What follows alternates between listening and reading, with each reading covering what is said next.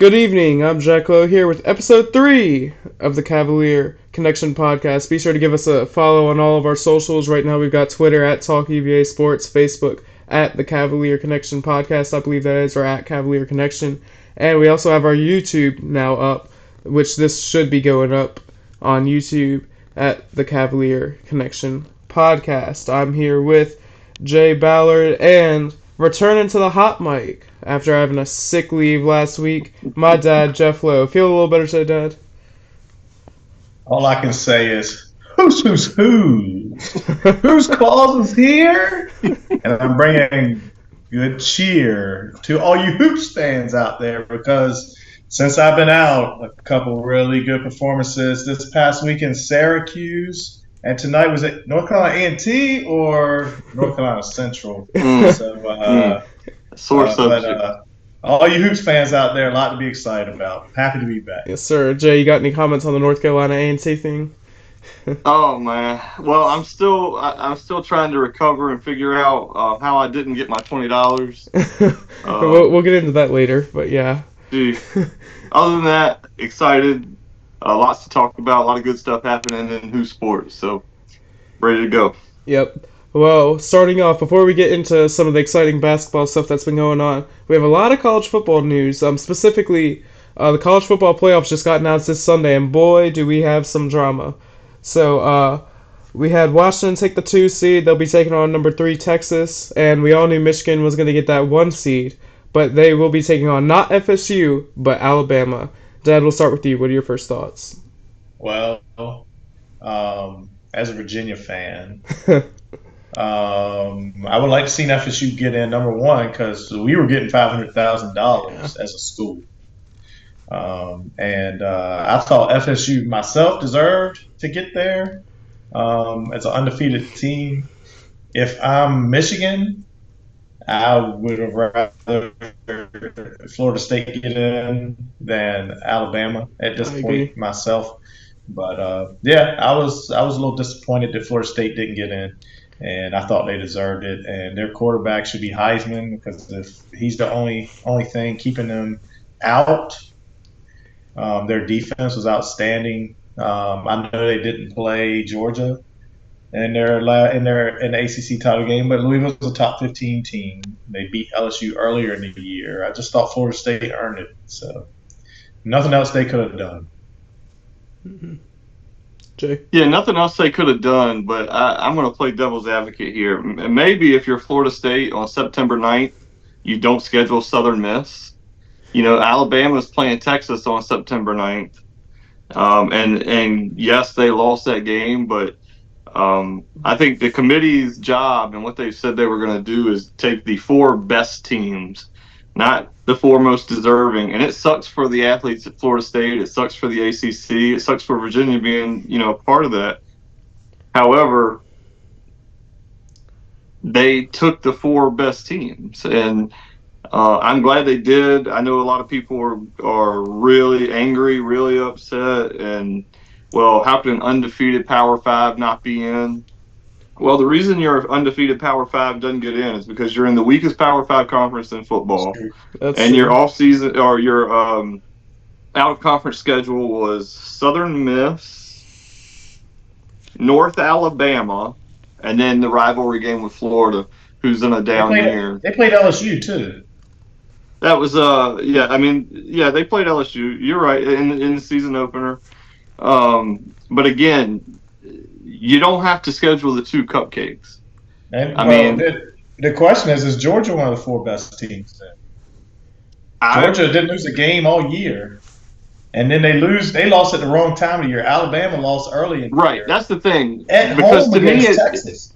To me it did come down to Alabama and Georgia. Because Texas did beat Alabama, it's 3 ways there. You can make an argument any way. And honestly, I would not have been upset with any of those teams over Florida State. I don't think Florida State deserved to be 5. I thought Georgia should have been 5.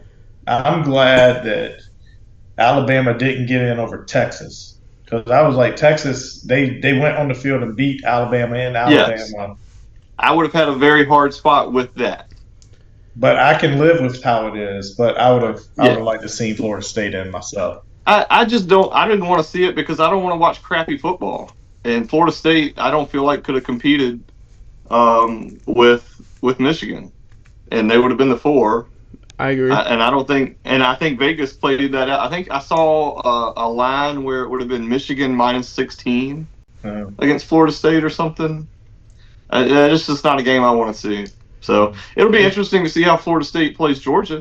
Yeah. If they come out and beat Georgia, now you could have one of those 1990. We're familiar with Georgia Tech, Colorado very well.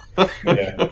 In that 41-38 Georgia Tech over Virginia game back in '90 when they split the championship that year. But I see Georgia beating Florida State something like 17-6.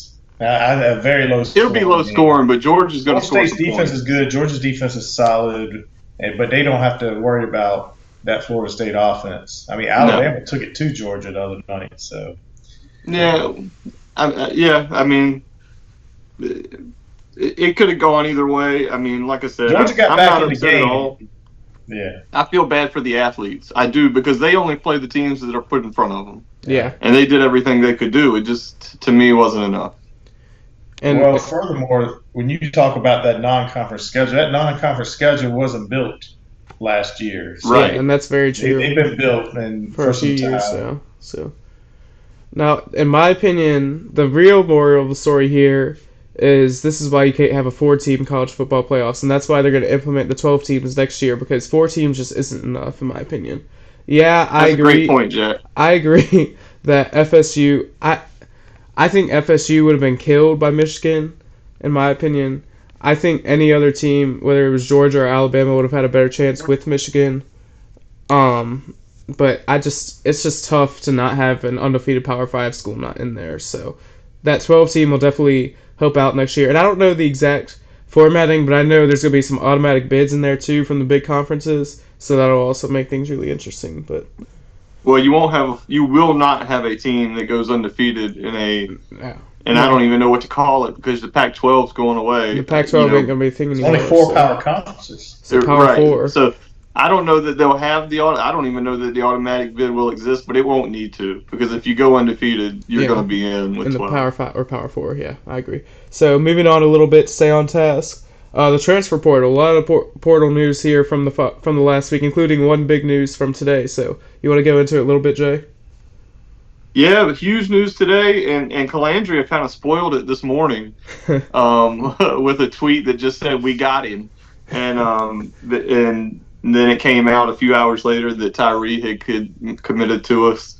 So that was a great get. He was Notre Dame's leading receiver this year, I believe. And they say he can play a little bit of running back and receiver, similar to Malik Washington. And I honestly think that his success probably influenced him to maybe consider us, strongly. Being from Virginia, I think he wanted to play his last year in front of the home crowd, but great to have him. We did lose Lex Long today. Don't know if you guys saw that or not. I did hate to see that. The news is just coming fast and furious. We every day there's something. Yeah, there's I've got Twitter up right now just in case something breaks during the recording, but we've got Chico Bennett's coming back. Jameer Carter, we touched on him last episode. He's coming back. I think we've lost maybe 7 guys to this point, but really, Lex was probably the biggest contributor to this point. There's a offensive lineman from Stanford that I think we're interested in from Virginia, and there's a tight end from Harvard that played at Lafayette High School. And that's another one that I'm hearing we're very high on. I like seeing the players recruit openly on Twitter. Mikhail Boley was openly recruiting as a William & Mary all-pro all-conference linebacker who's got a 5th year of eligibility, and he's in the portal. He was, recruiting him. All that stuff helps. It tells me that it's a healthy program. Yeah. Because everybody has kids going to the portal. Everybody. So you're going to have that. But the fact that the kids are helping recruit, I think that's a big time plus for Tony Elliott. Yeah, Dad. Yeah, no, I agree. Chris Tyree, I think the season was tough this year, but the positive is Malik Washington. The season he had, I think that's why Tyree being a local guy and then seeing what this offense could do. I mean, Malik Washington's going to and I saw he announced he's going to the NFL. I Yeah, didn't know he Yeah, had he any yep. is. opportunity to come back. I didn't And either. but if I'm in his shoes, I'm going pro. Yeah, You ain't me doing too. no better than this year. Yep. So, but adding Tyree's good. Also, Lex Long, that was pretty much I think the only starter that we lost, but he really only played a couple games this year with Yeah. the injury. And then you saw we got a quarterback in the 2025 recruit class. Yeah. Yeah, good point. I thought he was a Forgot him. 4-star, but looking Yep. at Radcliffe, said he was a 3-star. And but dual threat, I think he was ranked number 14, 16 quarterback in the nation for the 25 class. So if you get That's him good news. in, you got Cavalier running with the team, hopefully 2-3 years, and he doesn't go anywhere. And then I mean, this guy redshirt, and I mean, with the way the transfer portal is, you got to have a lot of depth. You got to have Yeah. the next Yeah. man in line at all times. So, Yeah, I mean, you see, like the Ohio State quarterback went into the portal today. Oh, did he? I I mean, didn't even see it. They lost one game, and Right. basically Yeah. they said, "Yeah, we're going to have to evaluate everything." And so Right. I think he just took that as, I'm out. "I'm out. I need to go." Right. But yeah, Yeah. the kid that we signed, Will Greer, I think is his name. Yeah. It's Cole, Cole Greer. Cole Greer. Cole Greer. Yeah, I'm Yeah. thinking the NFL quarterback. Yeah. Yeah. But he's got a very similar build to Calandria, so I'd love to think he was another clone that Calandria could play the next 3 years, and then we handed the baton off to him, Right. and he'd take it on. But we'll see. Yep. As Dallas, we are in the football situation towards the end. As I said, unfortunately or fortunately, I don't know. I bleed the orange and blue, and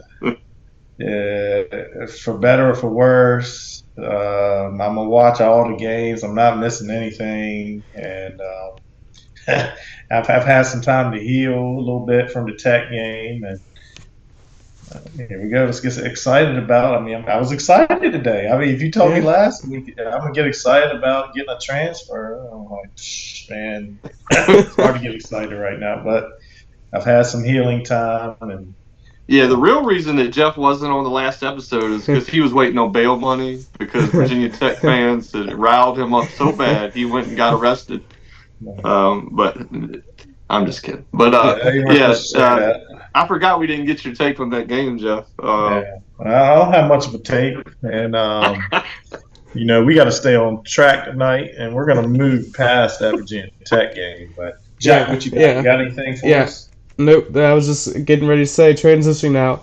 Basketball looking really nice as of late. A couple of very strong wins against Syracuse, and just tonight, North Carolina Central with a very bad beat. Jay, you wanna elaborate on that a little bit? Yeah. Well, so we explained it last week. Yeah, we explained this last week. The whole perfect score. I heard it. $20. Jack, I bless you in. I can't. I bless you in. You're in. So you get my 20 if you get a perfect score. But sounds good. If you saw on our Twitter tonight, we posted Jack and I posted our predicted final scores. I think Jeff forgot tonight, but my final score was 77-49. And Central had the ball 77-47, and I'm sitting there watching it like, dribble to the basket, just go to the basket, stop. I knew a 3-pointer was going to come, so even if it went in, I was screwed. But I was like, they will give you the 2. They don't want to foul you. Just go in and take your 2 free points. But alas, once again, I was spoiled. I mean, it's like 3 bad losses for you in the last 3 weeks now. You've had very close calls. I've been really close. Me and my I've been dad were really talking about it close. though as it was happening. We're like, man, Jay's got to be so excited right now. He's this close. It's been what 20, 30 years no score, and now we I almost told have one. Jack on that last possession, I said, please shoot a three. Please shoot a three. And Or we basketball is can. so much harder to get than football. Yeah. Basketball is so much harder to get than I football. know It's a that's crazy to crapshoot. be that close. It's It's really unbelievable. frustrating. But But I think it gives us a little credit on the Twitter sphere, as if you will. yeah. I posted a tweet from the podcast and said this tweet aged well with my final score prediction. So So hopefully close. people will see that It's and the fact think that that we UVA know what we're also hit talking that about a little too. bit. The fact that UVA also hit that too on their final possession without dribbling the clock out. So I'm just like, man, he's really this close. But yeah, moving to the actual basketball game now to talk about Isaac McNeely. I'll tell you what, at least in the first 4 minutes, I mean, what he hit four in a row. Crowd was going Yep. nuts. I mean, absolute stunning performance by him. Really, the last couple games have been outstanding by him. I know Syracuse, he had a good game too. I missed some of that game because I was working the Maury game, but just outstanding by him. And you had that Gertrude dunk. Just let's get all into it. We'll start with you this time, Dad. What do you got? Oh yeah, I mean McNeely was outstanding. He's hit 12 threes in the last two games. Had 22 tonight, 22, which is impressive, but 22 on Saturday, I guess in the first ACC game of the year. That was outstanding. Um, Bond tonight. Look back to the Bond of earlier in the year.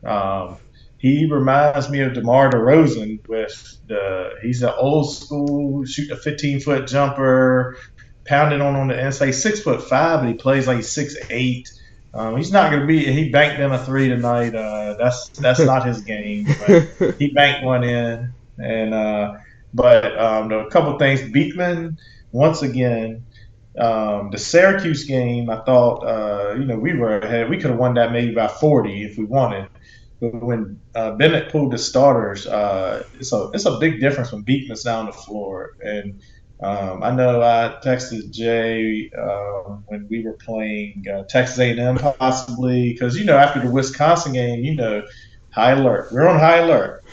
But I said we need to be like Beekman. We need to be not too high, not too low. Like we had a nice game tonight. We beat North Carolina Central handily.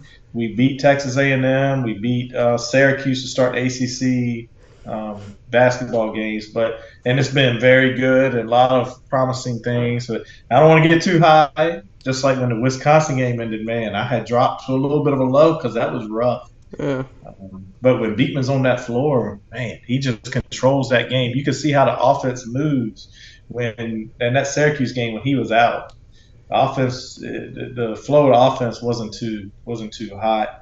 And then the last one, a couple quick ones I want to mention. Rhodey's defense has impressed me. I know Bennett likes him. He's a Bennett guy. That game against Texas A&M, I know I wasn't on last week.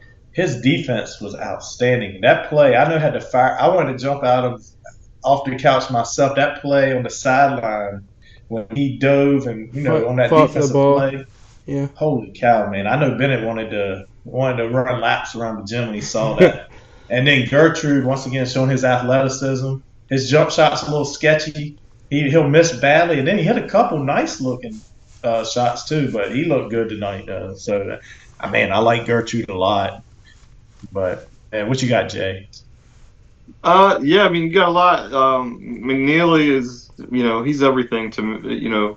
I personally think he's probably even more valuable to the team than Beekman. I know Beekman is the floor general and he keeps everything going, but without McNeely to space it a little bit, I mean, um, you can't cover McNeely's. I mean, right now he's just white hot and this team needs his shooting desperately.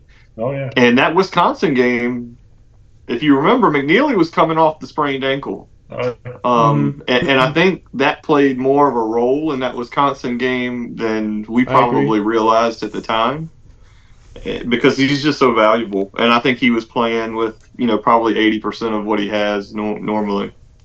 Done with a quiet night tonight. You say quiet. He still had 6.6 boards. and still just looks like the best athlete on the floor. You know, he had a couple dunks that were unreal.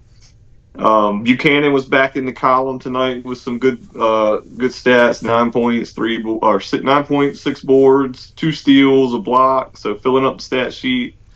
Um, this team at one point, I think, had 3 sophomores and 2 freshmen on the floor. So it's super young, super talented, probably the most talent that we've had since the championship team. And it's just a matter of getting, and this is what I know we all three love Tony Bennett and believe in him beyond what we believe ourselves. I know sometimes I look at it and I'm like, well, that just doesn't seem right. But if Tony says that's what it is, that's what it is. He knows more than me. So a lot of good. The one thing I'll point out that I'm not seeing a whole lot from is Jordan Minor. Yep. He got some decent minutes tonight. Didn't do a whole lot with it. He looks a little bit out of place on defense in a lot of possessions. He misses some chip shots. He just seems off balance a lot. And so I'm concerned he's going to find himself. He was a conference player of the year for his conference last year. NEC I'm sorry? or something? The NEC or something. Yeah, it was the NEC. But he was a conference player of the year, and he put up some good games against good competition. So it's like somebody tweeted, I can't remember who it was. It said it looks like he was a 4-year player that played in the 2-3 zone all 4 years. And he does look a little bit out of place playing the man. He just looks clumsy on offense. I hope that Tony can get him. We need the big man inside when we play in these ACC games and tournament games. You're going to run into some bigger guys, and we're going to need him. So hopefully he can right the ship. But 2 good wins. Syracuse, I didn't expect it to be, I'm not going to say easy because they're never easy, but score-wise, I didn't expect to light them up like that. But easy. Reese really controlled their score immense, and they didn't have a whole lot to go to. We controlled the boards, at least, held our own on the boards with them, which I thought was a key. And so, yeah, the team's rolling right now. I think their confidence is back fully from the Wisconsin game and ready to keep rolling. Yep. All right, so moving on here, staying on task. Finally, our final segment, NFL picks. Now, Jay, I'm going to kick it to you to give us the rundown. I know you have a lot to say about yourself, too, so just go ahead and bring it. Well, the format we're using here is each week the three of us, all three, pick 3 games.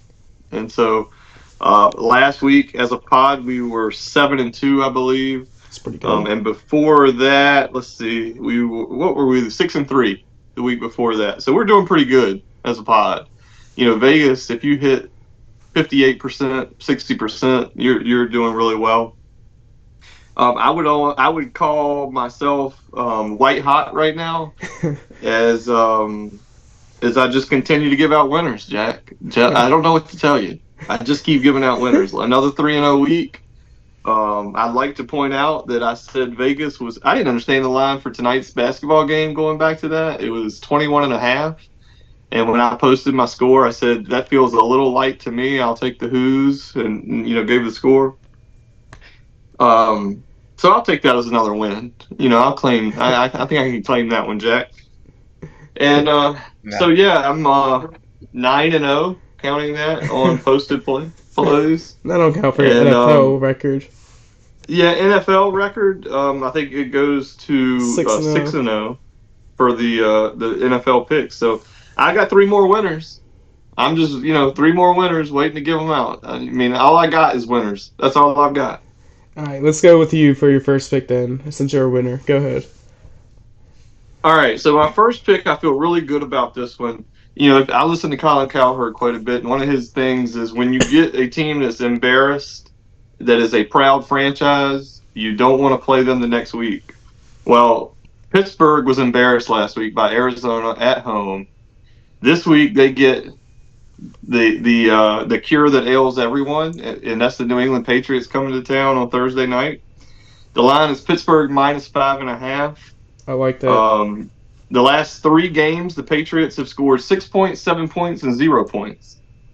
So I am going to take Pittsburgh minus 5.5. I think they cover that easily, even with Trubisky at quarterback.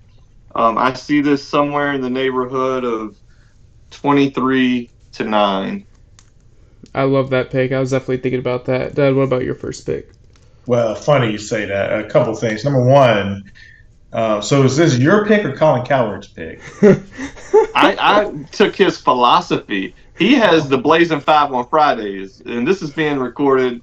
What is it? Tuesday? Tuesday.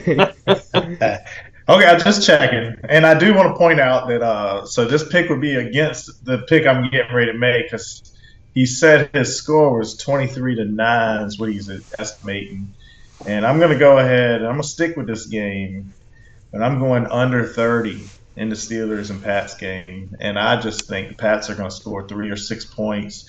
And the Steelers, they're gonna they know they're a better team. They know New England's not good. They know that the Steelers know their defense can dominate this game. They're gonna run the football. Little bad news I seen Najee Harris has crept up onto the injury report, but nothing hurt there. They got Jalen Samuel or what's his name, the backup, or he's really the starter. Jalen Warren. Warren. And he's going to be just fine. They're going to run the football, protect it. Trubisky will probably run it a little bit. Not a whole lot of throwing. And I see something like 16-3 or something like that, Pittsburgh.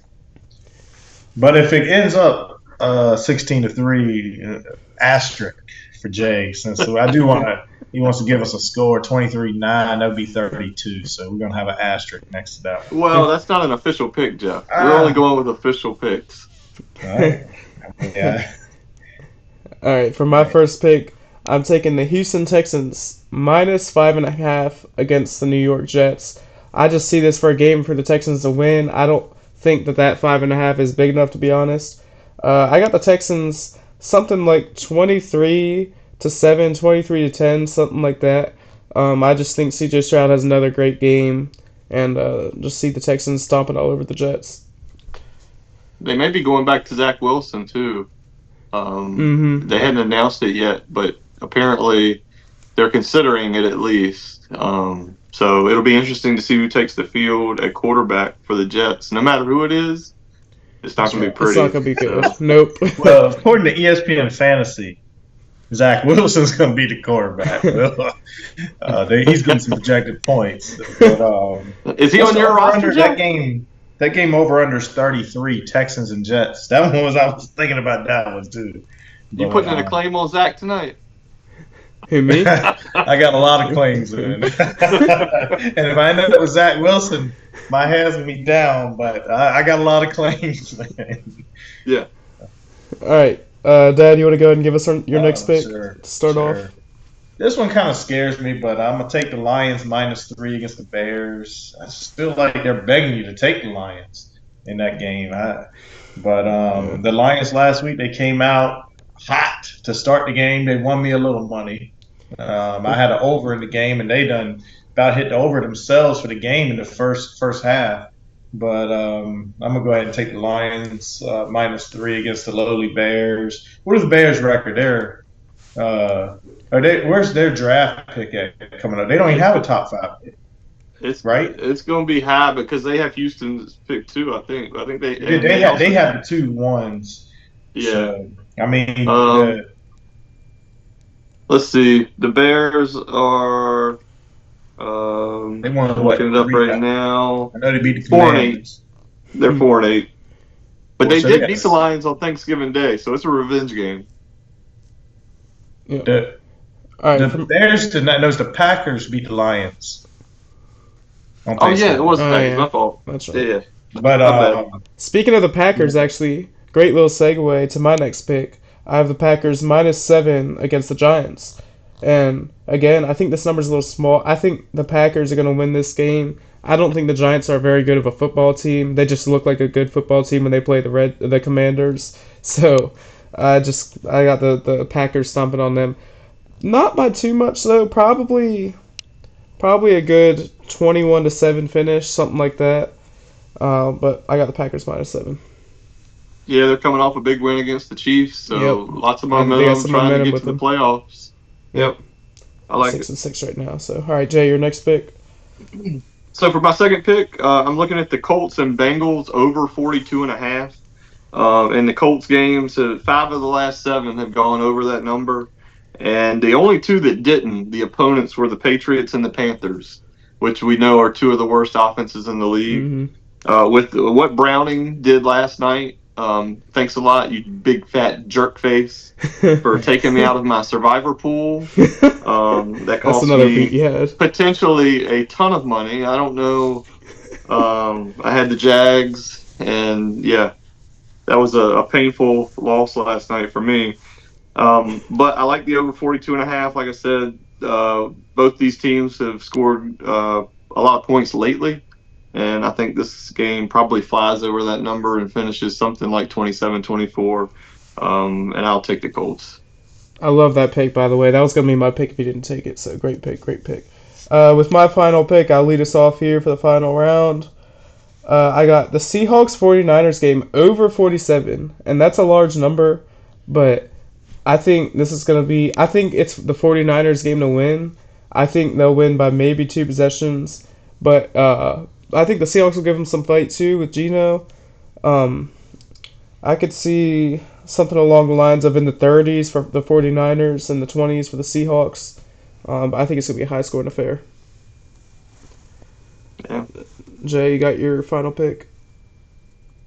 Or did I Yeah, just so save for you my for final last? pick, for my final winner, I'm taking looking at the Broncos Chargers game. I'm gonna take the Broncos and the 3 points. It's a divisional game, and the Chargers just haven't been very impressive this year. It's in LA, but their environment doesn't scare you. They usually have more road fans than they have home fans when they play at home.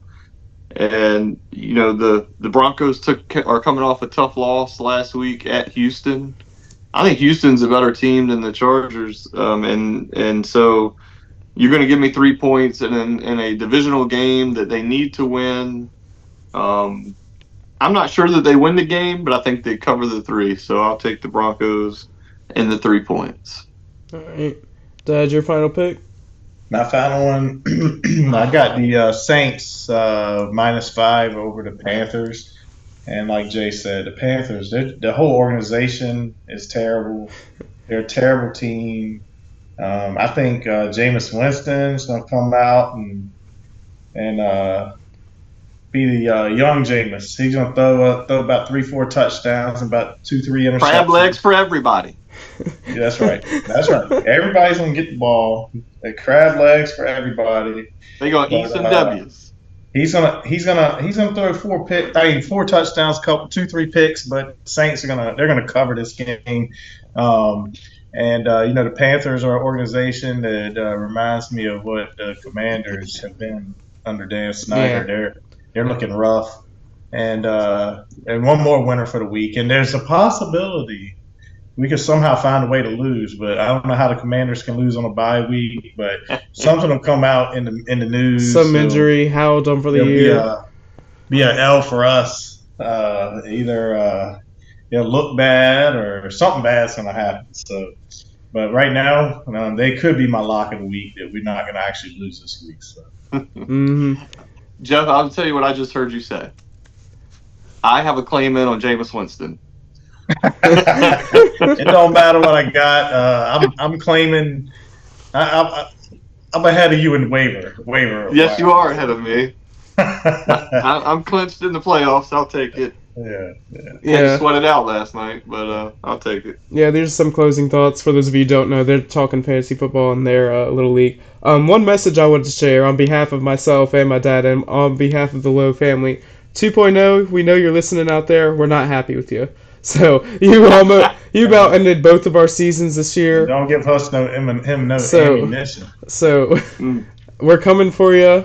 I still have a chance to make it in. You can't come for him anymore. No, you're sitting at home in the playoffs. If I make the playoffs, all that needs to happen is I win, and I need you to to be. I think it's Piccatelli.